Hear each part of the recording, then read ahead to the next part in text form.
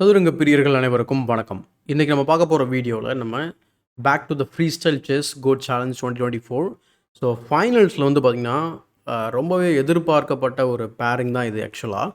So Fabiano கர்வானாக்கும் Magnus கால்ஸ்கனும் finals வந்து நடந்துக்கிட்டு இருக்குது. அதில் முதல் ஆட்டத்தை நம்ம வந்து பார்க்கலாம். ஸோ இந்த ஆட்டத்துக்குள்ளே போகிறதுக்கு முன்னாடி ஒரு சின்ன ரெக்வஸ்ட் என்ன அப்படின்னா, நம்ம சேனல் நீங்கள் முறையாக பார்த்துட்டீங்க அப்படின்னா சேனலை சப்ஸ்கிரைப் பண்ணிக்கோங்க, மறக்காமல் பெல் பட்டனை ப்ரெஸ் பண்ணி வச்சுக்கோங்க. அதேமாதிரி நம்ம வீக்லி நம்ம கிளப்பில் நடக்கக்கூடிய டோர்னமெண்ட்டோட ஒரு ரிமைண்டர், அடுத்து நம்ம செஸ் கேம்ப் பற்றின ஒரு ரிமைண்டர், அதாவது சம்மர் செஸ் கேம்ப் பற்றின ஒரு ரிமைண்டர், அதுக்கடுத்து வந்து பார்த்திங்கன்னா நம்ம ஓப்பன் கிளப் ஆக்டிவிட்டி பற்றின ஒரு ரிமைண்டர். இந்த மாதிரி 3 விஷயங்கள் வந்து பார்த்திங்கன்னா நம்ம கிளப் மூலயமா பண்ணிக்கிட்டு இருக்கோம். இது இல்லாமல் ரெகுலர் கிளாஸஸும் போயிட்டுருக்கு. ஸோ இது எல்லாமே வந்து பார்த்திங்கன்னா உங்கள் ஃப்ரெண்ட்ஸ் சர்க்கிளுக்கு வந்து பார்த்திங்கன்னா தெரியப்படுத்துங்க. இப்போ இந்த கேமை குயிக்காக பார்த்துடலாம். ஸோ இந்த கேம் வந்து பார்த்திங்கன்னா ஃபேபி வந்து ஒயிட் வந்து ஹேண்டில் பண்ணுறாரு. ஆஸ் யூஷுவல் நம்ம ஓப்பனிங் டசன்ட் மேட்டர், ஏன்னா அதுதான் வந்து இந்த செஸ் 9-6 இருக்கக்கூடிய ஒரு பியூட்டி. ஸோ கேம் வந்து அவர் D4 ஓப்பன் பண்ணுறாரு. இங்கே மேக்னஸ் வந்து G6 ரிப்ளை பண்ணுறாரு. ஸோ இந்த கேம் முடிஞ்சதுக்கப்புறம் கூட G6 விளையாடிருந்தா ஓகே, இது வந்து நம்ம நார்மலாக என்ன பண்ணுவோம், E4க்கு G6 விளையாடினா இது வந்து நம்ம மாடர்ன் டிஃபென்ஸ் சொல்லுவோம் இல்லையா. அவர் ஸ்கோர் ஷீட்டில் பார்த்திங்கன்னா அவர் அன்றைக்கி வந்து க்ராப்ஸ் ஓப்பனிங் எழுதினார், இன்றைக்கி வந்து பார்த்திங்கன்னா மாடர்ன் எழுதியிருக்கிறாரு. ஸோ நைட் F3, அப்புறம் பார்த்திங்கன்னா D6 எல்லாமே வந்து பார்த்திங்கன்னா அந்த டெவலப்பிங்க்கு ஹெல்ப் பண்ணக்கூடிய மூவ்ஸாகவே இருக்கும். ஸோ வந்து சென்டரில் ஸ்ட்ரைக் பண்ணுறாரு, உடனே எக்ஸ்சேஞ்ச் பண்ணுறாரு. பண்ணினதுக்கப்புறம் வந்து பார்த்திங்கன்னா அவர் பிஷப்பை ஃபேன்ஷோட்டாக பண்ணலாம், குயினுக்கு அகெயின்ஸ்டாக வைக்கலாம் பிஷப்பை அப்படின்னு சொல்லி முயற்சி பண்ணுறாரு. நைட் F6 டெவலப் பண்ணுறாரு. பண்ணதுக்கப்புறம் bishop to B2, night 6 D7 போய்ட்றாரு. இமீடியட்டாக வந்து கிங் சைடுக்கு வந்து நைட்டு ட்ரான்ஸ்ஃபர் பண்ணுறாரு. எஸ்பெஷலி C5 ஸ்கொயருக்கு வந்து போகிறதுக்கு முயற்சி பண்ணுறாரு. Bishop E2. ஸோ பிஷப் E2ஓட ஐடியா வந்து பார்த்திங்கன்னா ஜஸ்ட் இந்த லைட் ஸ்கொயர்ஸை கண்ட்ரோல் பண்ணுறோம் ஒன்று. ரெண்டாவது வந்து பார்த்திங்கன்னா ரூக்குக்கு நம்ம வந்து வழி விடுற மாதிரி இருக்குது. ஏன்னா இதுதான் வந்து இப்போ இருக்கக்கூடிய கரண்ட் பொசிஷனில் இருக்கக்கூடிய ஒரே ஒரு open file. So bond F6 போட்டு அந்த இந்த பிரச்சனை, அதாவது லாங் டைமாக இது வந்து பிரச்சனை தான், பட் அதுலேருந்து தப்பிக்கிறதுக்கு அவர் வந்து பாண்ட் F6 வந்து வைக்கிறாரு. நைட் E3 டெவலப் பண்ணுறாரு ஃபேபி. அதுக்கப்புறம் பிஷப் E7. இந்த இடத்துல ஒரு வேடிக்கையான ஒரு மூவ் வந்து பண்ணுவார். அது பார்க்குறதுக்கு வேடிக்கை தான் இருக்கும். நீங்கள் வந்து கிளியராக அதை கவனிச்சிங்கன்னா தெரியும் உங்களுக்கு.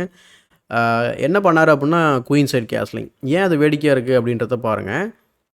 கிங் எப்படி வருதுன்னு மட்டும் பாருங்கள். இதை நான் வந்து அனலைஸ் பண்ணும்போதும் சரி, ரிவ்யூ பண்ணும்போதும் சரி, ரொம்ப 2-3 டைம் செஞ்சு பார்த்துட்டு இருந்தேன். பார்க்குறதுக்கே ரொம்ப ஜாலியாக இருக்குங்க பாருங்கள். ஓகேங்களா. ஸோ இந்த மாதிரி குயின் சைட் கேஸ்லிங் பண்ணுறாரு. இதில் ஒரு வேடிக்கையான விஷயம் என்ன அப்படின்னா, திரும்பவும் கிங்கை B1க்கு மூவ் பண்ணுவார். நைட் E6 டெவலப் பண்ணுறாரு. அதுக்கப்புறம் queen to F1, queen to F8. இந்த C5ல பார்த்தீங்கன்னா ப்ரெஷர் வந்து பில்டப் ஆகிறதுன்னு உங்களால் வந்து கவனிக்க முடியும். ஸோ பிஷப் டு C4 போட்டு ஓகே, அந்த நைட்டை வந்து பாதுகாப்பு இல்லாமல் இருக்குது, நம்ம வந்து அட்டாக் பண்ணலாம்னு நினைக்கிறாரு. ஸோ இமீடியட்டாக வந்து அவர் B6 போயிட்டு பிஷப்பையும் அட்டாக் பண்ணுறாரு. அட் சேம் டைம் வந்து பார்த்திங்கன்னா நைட்டுக்கும் பாதுகாப்பு கொடுக்குறாரு. ஸோ நைட் டு D5 போயிட்டு சென்ட்ரலைஸ் பண்ணுறாரு நைட்டை. அதுக்கப்புறம் அவர் பிஷப் A3 விளையாடுறாரு. இந்த நிலையில் மேக்னஸ் வந்து நைட் இன்ட்டு C4 வந்து விளையாடுறாரு அப்படின்னாக்கா கண்டிப்பாக விளையாடலாம். அதுவும் வந்து கன்சிடர் பண்ணக்கூடிய ஒரு ஆப்ஷன் தான். ஏன்னா நம்ம இங்கே ப்ரெஷர் பில்டப் பண்ணுறோம். மேபி அதனால் அவர் வந்து கன்சிடர் பண்ணாமல் கூட இருந்திருக்கலாம். பிஷப் டு C5 வரும். அந்த நேரத்தில் நம்ம வந்து rook E2 and then A5. So இந்த மாதிரி ஐடியாஸ் வந்து அப்படியே கண்டினியூவானு வச்சுக்கோங்களேன். கேமில் வந்து பிஷப் A3 விளையாடி இந்த ஸ்ட்ராங்காக இருக்கக்கூடிய பிஷப் வந்து எக்ஸ்சேஞ்ச் பண்ணலாம் பார்க்குறாரு. ஸோ அவருமே வந்து பார்த்திங்கன்னா எக்ஸ்சேஞ்ச் பண்ணிடுறாரு.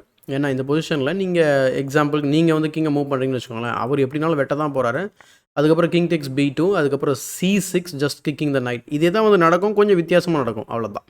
ஸோ பிஷப் இன்ட்டு A3 விளையாடுற. ஏன்னா இது வந்து கொஞ்சம் என்னடா அது, நம்மளே குயினை வந்து இங்கே நம்ம இடத்துக்கு கூட்டிகிட்டு வர மாதிரி இருக்கே அப்படின்ற மாதிரி இருக்கும். அதனால தான் நான் அந்த வேரியேஷன் காமிச்சேன்.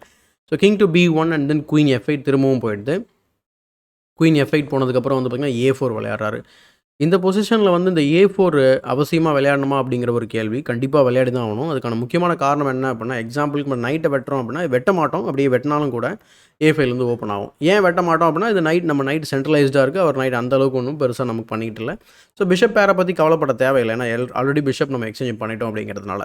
ஸோ அந்த காரணத்தில் நம்ம இந்த மாதிரி எக்ஸ்சேஞ்ச் பண்ண மாட்டோம். வேறு யாராவது டெவலப்பிங் மூவ் மாதிரி நம்ம கன்சிடர் பண்ணலாம், லைக் குயினை வந்து டெவலப் பண்ணலாம் அப்படின்னு பார்த்தா நீங்கள் நைட் டேக்ஸ் D5 வந்து விளையாட முடியும். அகெயின் உங்களுக்கு 2 ஆப்ஷன் இருக்குது. 2 ஆப்ஷன் நீங்கள் எதை பண்ணாலும் சரி, நைட் வந்து பார்த்திங்கன்னா இங்கே லேண்ட் ஆகிட்டு உங்களை வந்து ஃபோர்க் பண்ணும், ப்ளஸ் இந்த G2 பானை வந்து பார்த்திங்கன்னா அட்டாக் பண்ணும். அந்த காரணத்தினால குயின் F1 விளையாடுற மாதிரி இருக்கும். ஸோ எப்படி பார்த்தாலும் உங்களுக்கு வந்து பார்த்திங்கன்னா at the end of the day கண்டிப்பாக வந்து பிளாக் என்ன ட்ரை பண்ணுவார் அப்படின்னா A5 and then A4.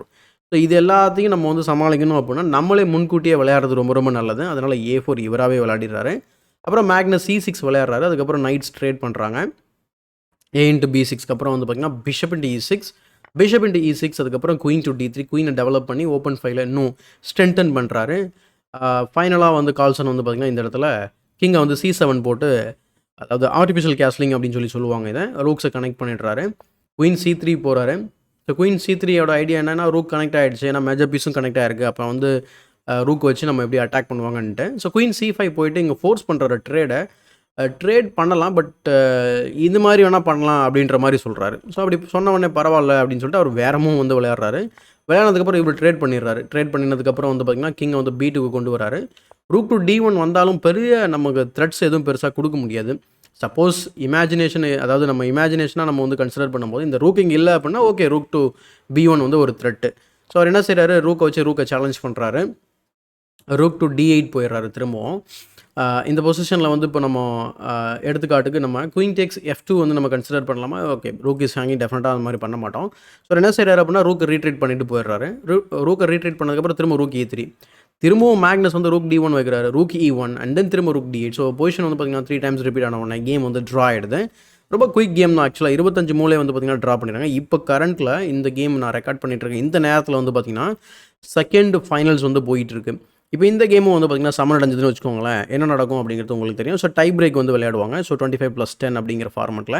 So அதில் வந்து பார்த்திங்கன்னா எனக்கு தெரிஞ்சு இந்த ஆட்டமும் வந்து பார்த்திங்கன்னா சமன் அடைகிறதுக்கு வாய்ப்புகள் நிறையவே இருக்குது. ஸோ இது எல்லாமே முடிஞ்சதுக்கப்புறம் தான் தெரியும் யார் அந்த கோட் அப்படின்னு சொல்லிட்டு. ஸோ இதில் ஒரு முக்கியமான ஒரு இன்ஃபர்மேஷன் என்ன அப்படின்னா, ஃபேபியோ கருவானாக்கும் நம்ம கால்சனுக்கும் இன்னொரு ரிலேஷன் என்ன அப்படின்னா, 2018 வேர்ல்டு செஸ் சாம்பியன்ஷிப் வந்து பார்த்திங்கன்னா இவங்க இடையில் தான் நடந்தது. ஸோ அதில் வந்து பார்த்திங்கன்னா எல்லா கேமும் வந்து பார்த்திங்கன்னா கிளாசிக்கல் கேம்ஸ் எல்லாமே சமனடைஞ்ச நிலையில் அவங்க டை பிரேக்கில் வந்து ஃபோர்ஸ் பண்ணார். டை பிரேக்கில் தான் வந்து பார்த்திங்கன்னா மேக்னஸ் வந்து ஃபேபியோ வந்து பார்த்திங்கன்னா பீட் பண்ணி தன்னோட வேர்ல்டு சாம்பியன்ஷிப் டைட்டில் வந்து பார்த்திங்கன்னா தக்க வச்சுக்கிட்டாரு. ஸோ அந்தளவுக்கு ரொம்ப ஸ்ட்ராங்கான பிளேயர் ஃபேபியோ கருவானா. ரொம்ப நாளைக்கு அப்புறம் வந்து விளையாடுறாங்கன்னு நினைக்கிறேன். ஸோ என்ன நடக்குது அப்படிங்கிறத பொறுத்து இருந்து பார்க்கலாம். ஸோ உங்களுடைய தாட்ஸ் என்ன அப்படிங்கிறத கமெண்ட் செக்ஷனில் பதிவு பண்ணுங்கள். ஆஸ் யூஷுவல் நம்மளுடைய கிளப் டோர்னமெண்ட்டை பற்றின ஒரு small reminder. So club tournament weekly once நம்ம வந்து பார்த்திங்கன்னா சண்டே நடந்துகிட்டு இருக்கு. அடுத்து ஓப்பன் கிளப் ஆக்டிவிட்டீஸ் நம்ம வந்து மார்ச்லேருந்து ஸ்டார்ட் பண்ணுறோம். ஸோ யார் வேணால் வந்து கிளப்பை விசிட் பண்ணலாம் அந்த பர்டிகுலர் ஹவர்ஸில். ஸோ அவங்க வந்து பிஎஸோட விளையாட முடியும். ப்ளஸ் வந்து பார்த்திங்கன்னா ப்ராக்டிஸ், ஆக்சஸிங் த புக்ஸ், அதே மாதிரி நம்ம மந்த்லி ஒன்ஸ் வந்து சைமிள் பண்ணும்போது அவங்களுக்கு அதில் என்ட்ரியில் டிஸ்கவுண்ட்ஸ் கிடைக்கும். ஸோ இப்படி பல ஃபியூச்சர்ஸ் வந்து பார்த்திங்கன்னா நம்ம வந்து கொடுத்துக்கிட்டு இருக்கோம் ஓப்பன் செஸ் கிளப் அப்படிங்கிற கான்செப்டில்.